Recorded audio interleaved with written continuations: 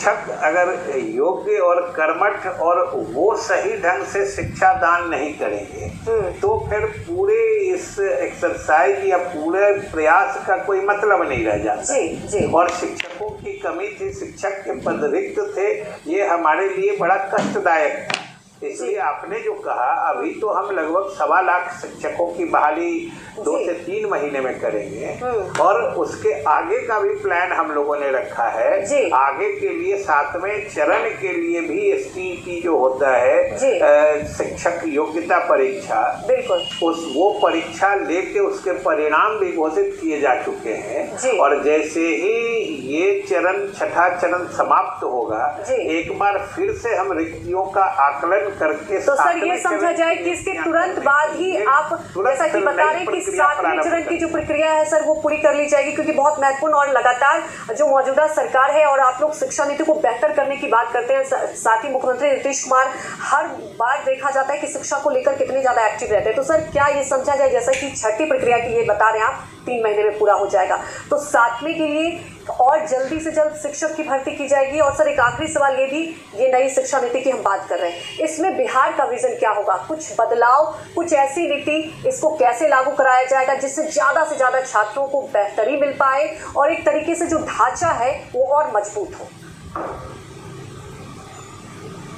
नहीं, बिल्कुल जो आप कह रही हैं, नई शिक्षा की नीति के तहत जो नई व्यवस्था या उसके तहत जो सोच है कि हमारे शिक्षकों में और कैपेसिटी बिल्डिंग किया जाए, शिक्षकों के प्रशिक्षण के लिए अलग से व्यवस्था की जाए, क्योंकि फिर से वही बात आती है कि अंतिम डिलीवरी लेवल पे जहाँ से कुछ लोगों का हित होना है, उस लेवल पे तो हमारे पूरे विभाग यानी शिक्षा विभाग के प्रतिनिधि के रूप में शिक्षक होते हैं। वो अगर दक्ष होंगे, योग्य होंगे तो स्वाभाविक रूप से शिक्षा प्रणाली में सुधार आएगा, शिक्षा व्यवस्था सुधरेगी और हमारा समाज सुधरेगा। बिल्कुल महत्वपूर्ण बात है सर कि तभी हमारा समाज भी सुधरेगा और शिक्षा प्रणाली भी सुधरेगी। उम्मीद यही करते हैं सर कि नए विजन के साथ इस शिक्षा नीति में जो बदलाव हुआ है बिहार में भी ये इम्प्लीमेंट होगा।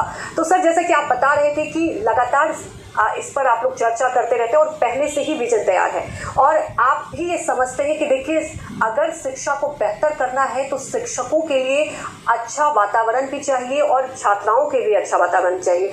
तो वही जानना चाहते हैं कि अगर बिहार की बात कर ली जाए, देखिए सर ये भी तो हम मानेंगे कि बिहार की शिक्षा नीति की बात कर लें, अब बेहतर हो रहा है, धीरे धीरे सरकार की नीति आ रही है, लेकिन वाकई उसमें सुधार की और ज़्यादा ज़रूरत है क्योंकि अब वक्त बहुत बीत गया है। अब इस शिक्षा नीति के साथ बदलाव के साथ किस तरह से आगे और प्रक्रिया को आप बढ़ाएंगे?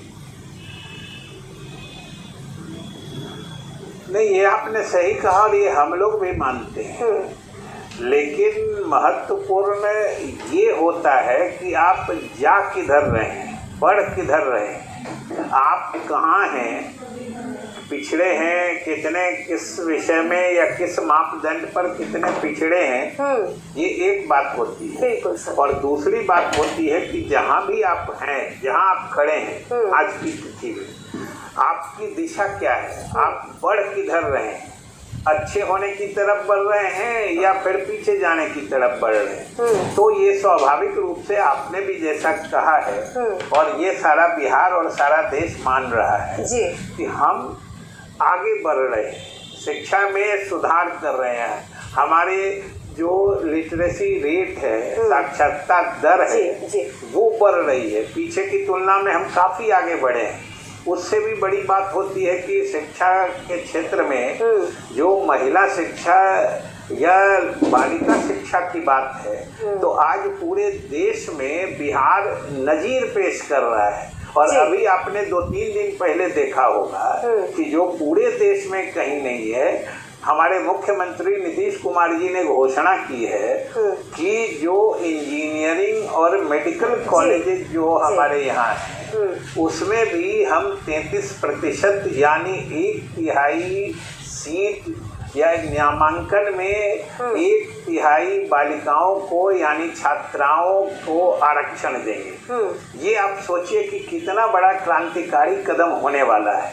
बिल्कुल विजय चौधरी जी, ये देखिए बहुत महत्वपूर्ण बात, क्योंकि मुख्यमंत्री नीतीश कुमार जब से सत्ता संभाले उनका विजन रहता है कि देखिए लड़कियों को भी ज्यादा से ज्यादा इसमें शामिल किया जाए। जब तक अगर देखिए महिलाएं और लड़कियां शिक्षित होंगी तभी समाज बेहतर होगा। बहुत अच्छा विजन है विजय जी। लेकिन अगर आपने बात की कि ठीक है अब आरक्षण भी दिया जाएगा, और यहाँ तक कि देखा जाता है कि स्कूल स्तर की बात करें, ज़्यादा से ज़्यादा छात्राएं अब आती भी है स्कूल, बिहार में बदलाव हुआ है, लेकिन क्या और स्कूलों की संख्या भी बढ़ाई जाएगी? दूसरी तरफ बात हो जाती है सर कि व्यवस्थाओं की बात कर लेते हैं। ठीक है स्कूल तो बढ़ा भी दिए जाएंगे, लेकिन क्या व्यवस्थाओं में और बेहतरी बदलाव होगा?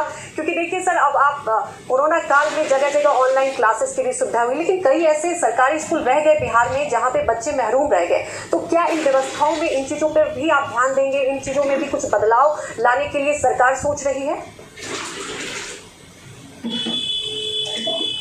जाहिर तौर पर हम लोग इन सब क्षेत्रों में बदलाव लाने की नीतियां बना चुके हैं। शायद आपको मालूम होगा कि पिछले कई वर्षों से हम लोग हर पंचायत में एक +2 विद्यालय यानी उच्च माध्यमिक विद्यालय, लगभग शुरुआती कॉलेज महाविद्यालय के लेवल तक की पढ़ाई की शुरुआत कर चुके हैं। आज आपको बताते हुए हमें प्रसन्नता है कि बिहार में कोई भी ऐसा पंचायत नहीं है जहां पर +2 विद्यालय की शुरुआत नहीं हो चुकी है। और ये विशेष रूप से किया गया है लड़कियों में शिक्षा के प्रचार प्रसार के। देहाती क्षेत्रों में, ग्रामीण क्षेत्रों में लड़के तो दूर जाके भी साइकिल से हो, पैदल हो, पढ़ लेते थे, जो माध्यमिक स्कूल है, उच्च माध्यमिक स्कूल है उसमें, लेकिन हमारी बच्चियां नहीं जा पाती थी। इसलिए एक तो आम तौर पर शिक्षा को बढ़ावा देने के लिए, लेकिन विशेष तौर पर लड़कियों में शिक्षा के प्रचार प्रसार के लिए ये हर पंचायत में एक उच्चतर माध्यमिक विद्यालय खोलने की योजना बनाई गई। और पिछले कुछ वर्षों से इसे लागू करते आज हमें बताते हुए खुशी हो रही है कि बिहार के सारे पंचायतों में इसकी शुरुआत की जा चुकी है। और ये तो सब जानते हैं, आप भी जानते हैं, अभी आपने कहा कि लड़कियों की शिक्षा का विशेष महत्व होता है। हम लोग भी कहते हैं कि एक अगर लड़का यानी अगर एक पुरुष शिक्षित होता है तो एक व्यक्ति शिक्षित होता है। बिल्कुल सर। और एक बालिका या एक महिला शिक्षित होती है तो पूरा परिवार शिक्षित हो जाता है सर। और यही इसी बात को नीतीश कुमार ने बखूबी समझा भी था।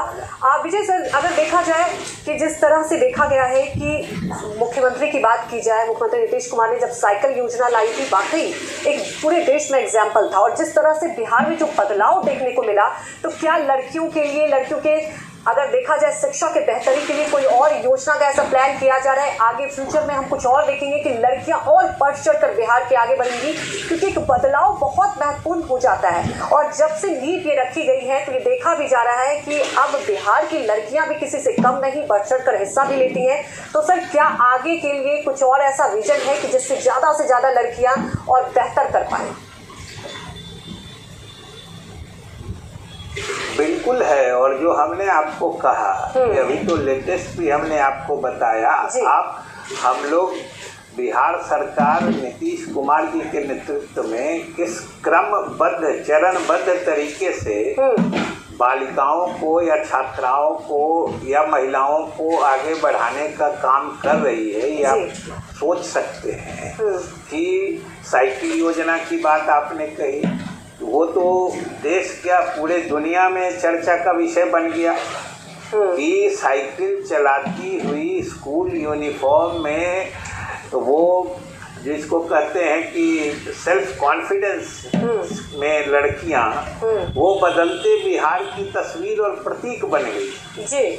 और आज अभी हमने जब हम आप बात कर रहे हैं इससे मात्र 3 दिन पहले की वो निर्णय बता रहे हैं कि जब हमारी सरकार ने नीतीश जी ने घोषणा कर दी कि हम अपने इंजीनियरिंग और मेडिकल कॉलेजेज में महिलाओं को यानी मानी लड़कियों को 33% का आरक्षण देंगे, ये किसी के सोचने की बात। सर ये बहुत महत्वपूर्ण हो जाता है, लेकिन ये जो आरक्षण है सर ये कब से और किस तरह से इसका इम्प्लीमेंट होगा, क्योंकि बहुत महत्वपूर्ण फैसला है। इससे देखिए लड़कियों का रुझान भी बढ़ेगा और मुझे लगता है हर वो माँ बाप जो कभी हिम्मत नहीं कर पा रहे थे, अगर बिहार की बात की जाए सर कुछ ऐसे भी इलाके हैं वो भी अब हिम्मत करेंगे कि ठीक है उनकी बेटी भी इंजीनियर बनेगी, डॉक्टर बनेगी। सर ये कब से इम्प्लीमेंट होगा, ये बहुत महत्वपूर्ण हो जाता है और इसके लिए क्या विजन तैयार किया गया है?